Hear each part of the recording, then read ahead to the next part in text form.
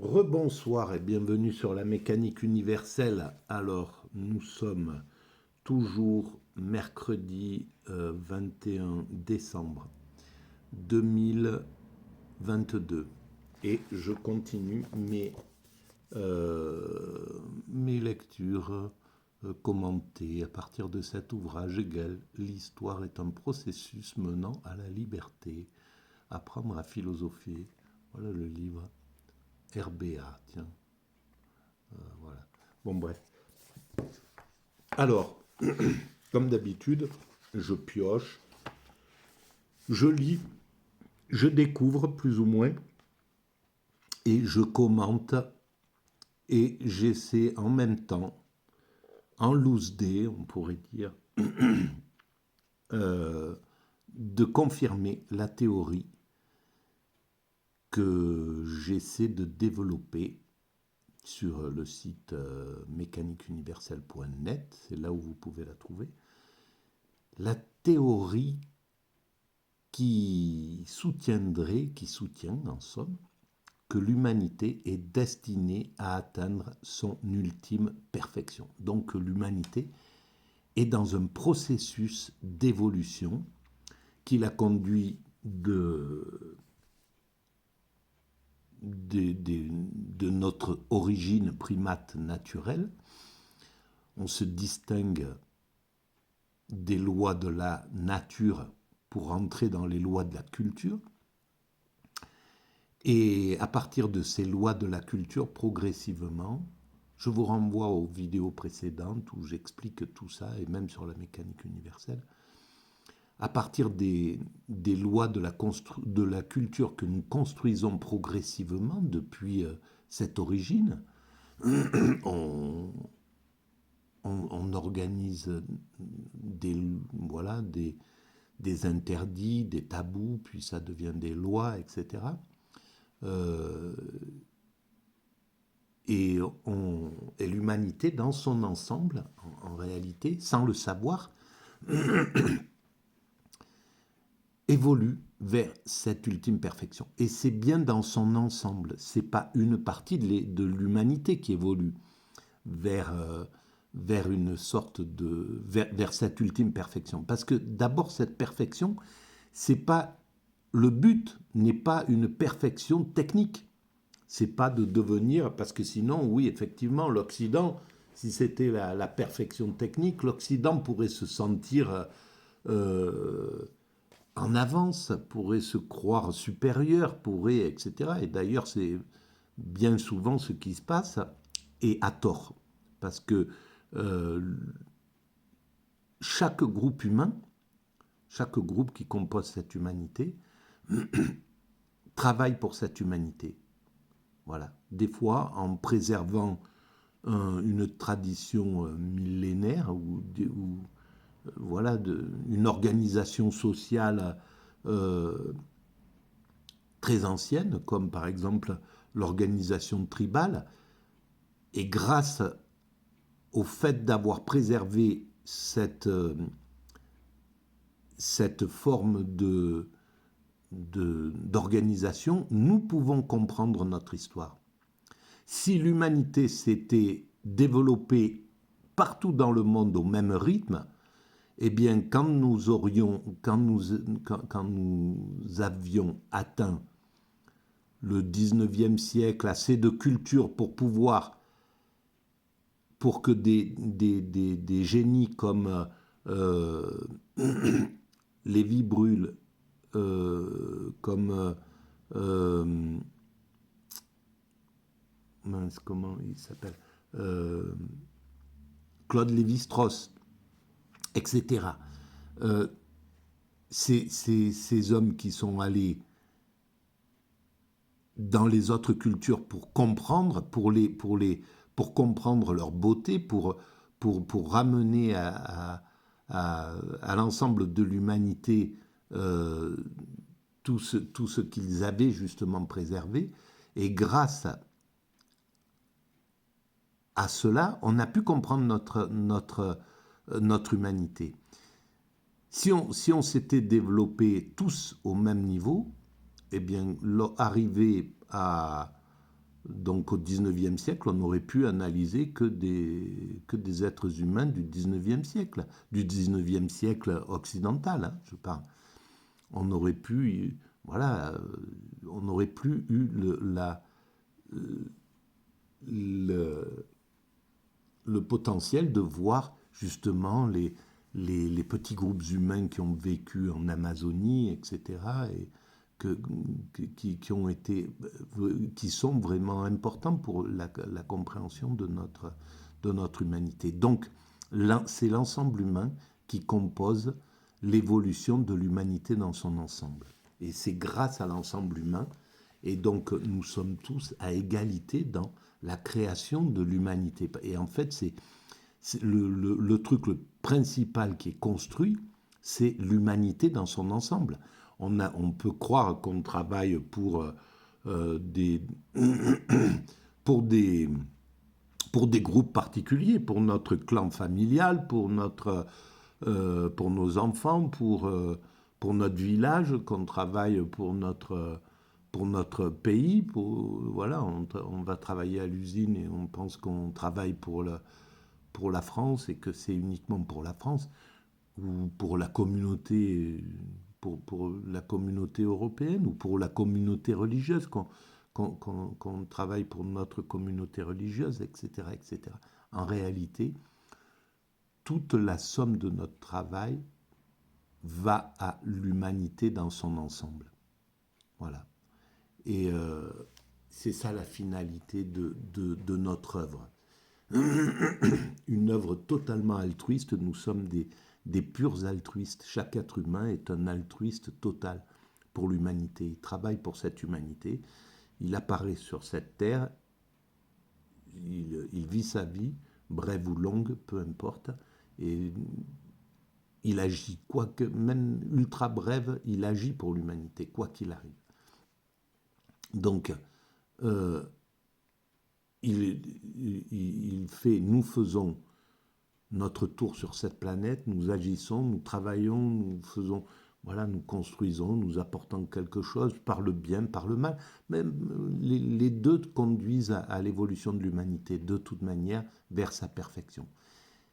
Et puis, nous partons de cette terre et sans rien emporter. Donc, même la façon dont le monde est créé, c'est parce que la création aurait très bien pu se faire avec la possibilité sur cette terre que lorsqu'on meurt, on emporte tout ce qu'on a, donc de façon égoïste, ou ceux qui voudraient être égoïstes pourraient tout emporter, etc., aller dans un au-delà n'importe lequel, et priver l'humanité de tout ce qu'il a fait. Donc on pourrait très bien travailler dans l'égoïsme. Mais en fait, la façon dont l'univers s'est constitué, dont l'humanité est construite, ça fait que tout ce que nous faisons sert à l'évolution de l'humanité. Voilà. Alors là, je vais lire « Le progrès existe-t-il » page 134. En ce qui concerne le débat sur le sens de l'histoire universelle, Kant adopta le modèle d'évolution historique basé sur l'idée de progrès des Lumières. Il s'agissait d'un cours linéaire stimulé par l'accumulation des connaissances scientifiques et techniques censées améliorer les conditions de vie de l'humanité autant que ses principes moraux et son organisation politique. Et je suis tout à fait d'accord avec Kant. J'ai pas lu Kant et je savais, j'ai parcouru des livres de philosophie de classe de terminale. C'est un peu grâce à ça que au tout début de la mécanique universelle, quand il a fallu que j'avais déjà construit cette théorie, mais il a fallu que je la précise, donc je me suis intéressé à ces ouvrages-là et c'était les seuls que je pouvais lire parce que lire Kant, je ne pouvais pas comprendre. Il y a trop de déjà, c'est tout un parcours, la philosophie. Il faut connaître un peu l'histoire de la philosophie pour pouvoir comprendre pourquoi Kant pose ses théories Comme ça, il est le fruit de toute l'évolution de la philosophie. Et ce qui est logique. Et donc, mais j'étais intuitivement sûr que Hegel, que Kant avait compris avait compris cette évolution vers cette ultime perfection.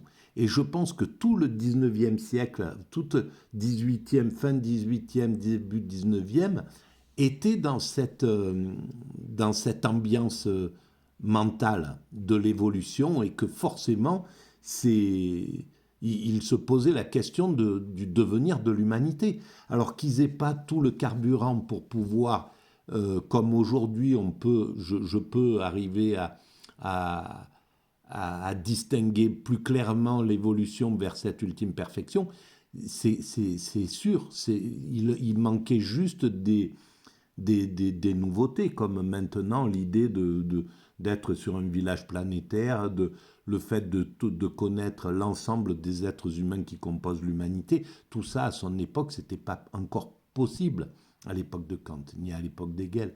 Voilà, où le fait d'avoir construit l'ONU, l'OMS, l'OMC, les organisations mondiales, tout ça donne du carburant à l'idée que nous évoluons vers un système universel, et donc la paix universelle, et donc la fraternité, et donc etc., etc. Donc je continue. Bien que tous les peuples et tous les individus ne connussent pas un développement synchrone, les penseurs des Lumières étaient convaincus que l'exemple avant-gardiste finirait par emporter tous les humains dans sa marche inéluctable vers le bonheur. Voilà, et bien c'est ça, c'est exactement ce que je suis en train de dire. Et en fait, les penseurs de lumière étaient éclairés dans ce sens-là. Peut-être qu'ils étaient pas assez proches du spirituel, ils se détachaient du spirituel, et c'était légitime à l'époque. Hein. Le spirituel était oppressif, etc., etc. Mais ils ont manqué le fait de ne pas pouvoir tourner la tête vers le spirituel en plus de toutes leurs connaissances laïques, on va dire, leur a fait louper quelque chose, parce que le spirituel avait compris déjà intuitivement, instinctivement, pas instinctivement, mais intuitivement, euh, que l'humanité allait vers l'apocalypse, la révélation, le, le fait que l'amour se finisse par s'imposer sur la planète, etc. Tout ça, ça avait été conçu par les grands spirituels, qu'ils avaient été éclairés par le... voilà, après, chacun place ce qu'il veut derrière l'intuition, mais ces intuitions étaient magiques. Voilà, l'intuition de ces premiers grands spirituels du judaïsme, par exemple, ou même du bouddhisme, c'est hallucinant ce qu'ils ont pu comprendre au niveau... C'est dingue, dans un monde qui semblait pourtant pas complètement découvert, pas complètement compris, etc. Donc il y a quelque chose qui est plus fort dans l'intuition, qui est au-delà de la rationalité. À mon sens, voilà, là il y a quelque chose de beaucoup plus puissant que ça, qui est lié au principe créateur, au principe qui a mis en œuvre cet univers auquel nous appartenons. Nous sommes un des grains de poussière. Chaque être humain est un grain de poussière de ce qui a mis en œuvre cet univers. Donc, chacun l'interprète comme il veut. Moi, je pense que les religions ont raison de penser que c'est du divin, quelque chose qu'ils appellent le divin, mais qu'on peut appeler X ou l'inconnu, ou je ne sais pas, ou quelque chose. Voilà, le fait de dire le divin, c'est déjà, ça frelate la pensée, malheureusement. Mais en tout cas, c'est ça. Donc, je continue. Donc, les Lumières avaient compris cette idée d'évolution. Et on l'a perdue après. C'est ça qui est curieux. À partir je pense que les deux grandes guerres du XXe siècle, qui mettaient en œuvre le progrès technique au plus mauvais escient que l'humanité peut comprendre, au pire, et donc les êtres humains ne pouvaient pas reprendre les Sartre, tout ça, Camus, Sartre, ne pouvait pas aller chercher, reprendre l'idée du progrès à la sortie de la guerre en 1945, en 1946, dire bon mais oui c'était une petite erreur de parcours mais le progrès il nous amène quand même à la perfection, voilà, etc. C'était pas possible à ce moment-là. Donc je continue ma lecture. Hegel, qui croyait également au caractère perfectible de l'humanité, partageait cet optimisme. Mais pour lui, le cours de l'histoire n'était pas une trajectoire aussi simple, ayant des effets structurels. Et il ne faut pas oublier que ni Hegel ni Kant ne vivaient dans un monde de bisounours. Ils vivaient dans des moments qui étaient tragiques quand même. Et donc, rien ne pouvait... Si on se base, si on reste terre à terre, là actuellement, on voit catastrophe, une guerre qui est là, avec une possibilité de raser la planète avec les bombes atomiques, le monde qui se réchauffe et qui va devenir, ça peut, voilà, le chaos, un microbe qui se répand sur toute la planète. On peut voir les choses de façon complètement négative comme ça. C'est pas mon cas. Et je pense que à l'époque de Hegel et à l'époque de Kant, c'était la même chose. Ils pouvaient s'appuyer sur quelque chose. Et pourtant, ils avaient la conviction d'autre chose. Quelle est la force qui fait que on a cette conviction-là?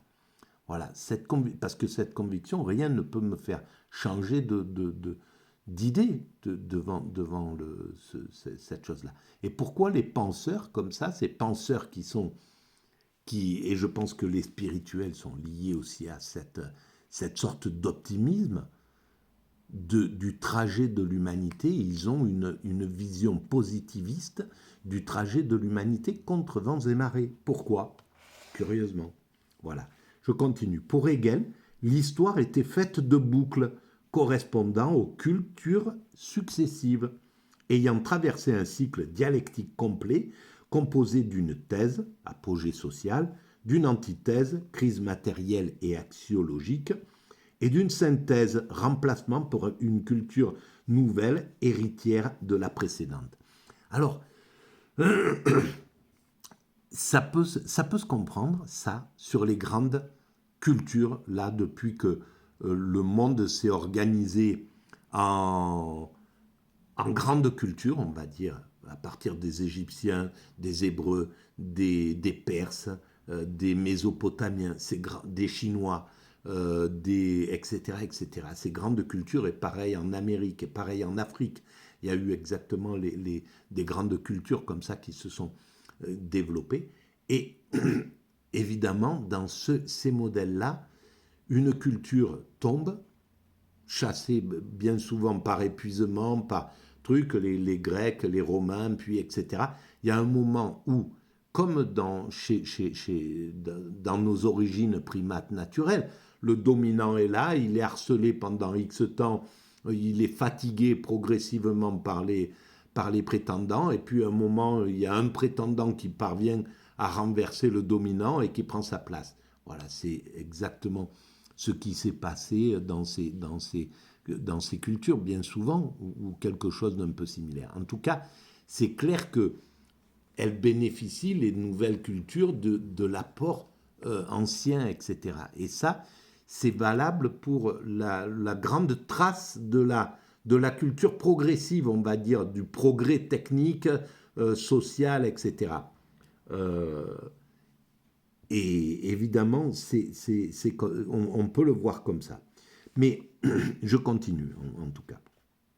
En dépit de son apparence hésitante et de son alternance d'avancée et de recul, l'histoire se projette vers un avenir meilleur dont l'apogée, pensait Hegel, était l'État libéral qui s'affermissait dans l'Europe de son époque, et particulièrement l'État prussien qui traversait une période de réforme d'inspiration libérale.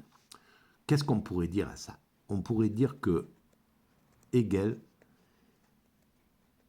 avait une vue myope à ce moment-là. C'est un peu critique, mais c'est comme ça. C'est-à-dire qu'il n'a pas pu se projeter très loin vers l'hypermétrope, en somme, vers la finalité de l'humanité. Il pensait que la fin de l'histoire, il n'a pas vu que la fin de l'histoire était n'était pas là encore. Il a pensé, parce qu'il ne pouvait pas englober l'ensemble de l'humanité totalement. Maintenant, on est dans un processus tout à fait universel. Là, il ne pouvait pas être complètement universel, finalement. Donc, l'État libéral lui paraissait l'idéal.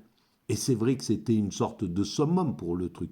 Et la liberté, c'est un des summums de la perfection de l'humanité quand elle aura atteint son ultime perfection.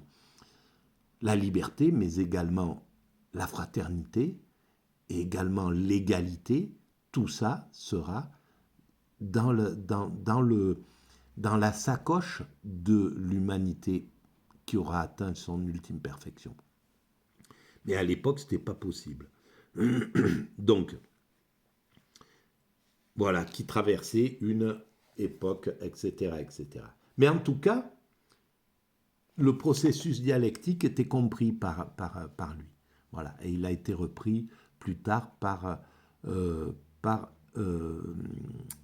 Marx et par Engels et voilà, par toute la grande veine. Et on voit là l'évolution qu'a donné, on peut comprendre la grande évolution de la philosophie, de Kant à Hegel, de Hegel qui trace sans doute deux routes, mais bon, la route principale, c'est celle que Marx va occuper et qui va, lui, justement, voir cette finalité de l'histoire qui va être la fin de l'oppression de l'ouvrier, du peuple, etc., etc., et quelque chose une sorte de bonheur universel, quoi. Hein, c'est ce vers quoi il tendait son esprit. Voilà. Eh bien, peut-être que justement la suite d'après Hegel, il faudra que je m'intéresse vraiment à ce Karl Marx, euh, dont je pense qu'il y aura beaucoup de choses à dire. En tout cas, je vous remercie de votre écoute. Je vous souhaite une bonne soirée. Et puis, voilà, à très bientôt, si vous le voulez bien. Merci.